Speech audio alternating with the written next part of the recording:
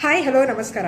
ಸುಮಾರು ಜನ ನಮಗೆ ಕಾಲ್ ಮಾಡಿ ಕೇಳ್ತಾ ಇದ್ರು, ಸ್ಟಾಕ್ ಮಾರ್ಕೆಟ್ ಕ್ರ್ಯಾಶ್ ಆಗಿದೆ, ಬ್ಲಡ್ ಬಾತ್ ಆಗಿದೆ, ನೆಕ್ಸ್ಟ್ ಏನು ಮಾಡಬೇಕು, ಸೆಲ್ ಮಾಡಬೇಕಾ ಅಥವಾ ಹೋಲ್ಡ್ ಮಾಡಬೇಕಾ, ಮಾರ್ಕೆಟ್ ಕ್ರ್ಯಾಶ್ ಆಗೋದಕ್ಕೆ ಕಾರಣ ಏನು, ಇದಿಷ್ಟು ಕ್ವಶನ್ಗೂ ಆನ್ಸರು ಈ ವಿಡಿಯೋದಲ್ಲಿದೆ.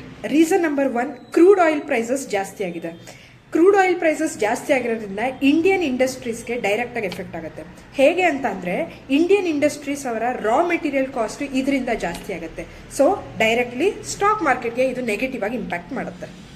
ರೀಸನ್ ನಂಬರ್ 2, US$ ಎದುರು ಇಂಡಿಯನ್ ರುಪೀಸು ಮಕಾಣ ಮಲ್ಕೊಬಿಟ್ಟಿದೆ. ಅಂದರೆ ಹಿಸ್ಟ್ರಿಯಲ್ಲೇ ಇಷ್ಟು ಇಂಡಿಯನ್ ರುಪೀಸು ಡೌನ್ಫಾಲ್ ಕಂಡು ಬಂದಿಲ್ಲ. ಫಾರ್ ದಿ ಫಸ್ಟ್ ಟೈಮು $1ಗೆ 86.61 rupees ಇದೆ.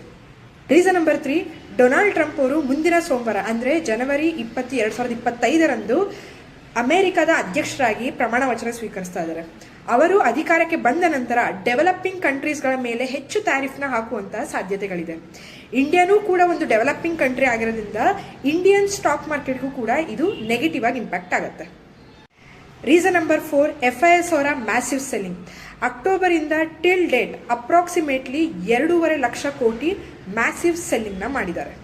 ರೀಸನ್ ನಂಬರ್ 5, ಮುಂಬರುವ Indian annual budget. Last time ಬಡ್ಜೆಟಲ್ಲಿ ಇಂಡಿಯನ್ ಗೌರ್ಮೆಂಟ್ಗೆ ಮೆಜಾರಿಟಿ ಬರ್ದಿರೋದ್ರಿಂದ ಪಬ್ಲಿಕ್ನ ಸಮಾಧಾನ ಮಾಡುವಂಥ ಒಂದು ಬಡ್ಜೆಟ್ನ ಮಾಡಿದರು.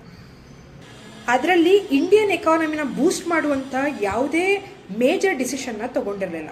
ಫೆಬ್ರವರಿ 1, 2025 ಬರುವಂತಹ ಆನ್ಯುಯಲ್ ಬಡ್ಜೆಟಲ್ಲಿ GDPನ ಗ್ರೋತ್ ಮಾಡುವಂಥ ಮತ್ತು ಇಂಡಿಯನ್ ಎಕಾನಮಿನ ಬೂಸ್ಟ್ ಮಾಡುವಂಥ ಬಡ್ಜೆಟ್ ಬರುತ್ತೆ ಅಂತ ಹೇಳಿ ಎಲ್ಲ ಎಕ್ಸ್ಪೆಕ್ಟ್ ಮಾಡ್ತಾ ಇದ್ದಾರೆ.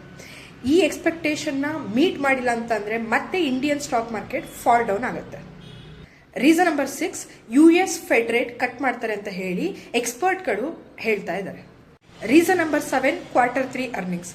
Q1 ಮತ್ತು Q2 ಅರ್ನಿಂಗ್ಸು ತುಂಬ ವೀಕ್ ಆಗಿ ಪರ್ಫಾರ್ಮ್ ಮಾಡಿರೋದ್ರಿಂದ Q3 ಅರ್ನಿಂಗ್ಸ್ ಅವರು ಚೆನ್ನಾಗಿ ಪರ್ಫಾರ್ಮ್ ಮಾಡುತ್ತೆ ಅಂತ ಹೇಳಿ ಎಕ್ಸ್ಪೆಕ್ಟ್ ಮಾಡಿದರು.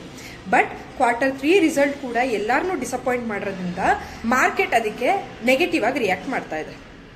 Reason number 8, slow GDP growth. GDP growth 8.2% ಬರುತ್ತೆ ಅಂತ ಹೇಳಿ ಎಲ್ಲ ಪ್ರಿಡಿಕ್ಟ್ ಮಾಡಿದರು. ಬಟ್ 6.4% ಗ್ರೋತ್ ಅಷ್ಟೇ ಬಂದಿರೋದ್ರಿಂದ this is a very low GDP ಆಗಿರೋದ್ರಿಂದ ಇಂಡಿಯನ್ ಮಾರ್ಕೆಟ್ಗೆ ಅದು ಒಂದು ನೆಗೆಟಿವ್ ಪಾಯಿಂಟ್. IMF ಅನ್ನುವಂತಹ ಇಂಟರ್ನ್ಯಾಷನಲ್ ಆರ್ಗನೈಸೇಷನ್ ಹೇಳುವಂತಹ ಪ್ರಕಾರ ಇಂಡಿಯನ್ ಎಕಾನಮಿ 2025 ವೀಕ್ ಆಗಿದೆ. So this crash is not on end. ಇನ್ನೂ ಕ್ರ್ಯಾಶ್ ಆಗುವಂಥ ಚಾನ್ಸಸ್ ಇದೆ. ಸೊ ನಮ್ಮ ಪ್ರಕಾರ ಫಂಡಮೆಂಟಲಿ ಸ್ಟ್ರಾಂಗ್ ಕಂಪ್ನಿನ ಆವ್ರೇಜಿಂಗ್ ಮಾಡಬಹುದು, ಫಂಡಮೆಂಟಲಿ ವೀಕ್ ಕಂಪ್ನಿನ ಸೆಲ್ ಆಫ್ ಮಾಡೋದು ಉತ್ತಮ.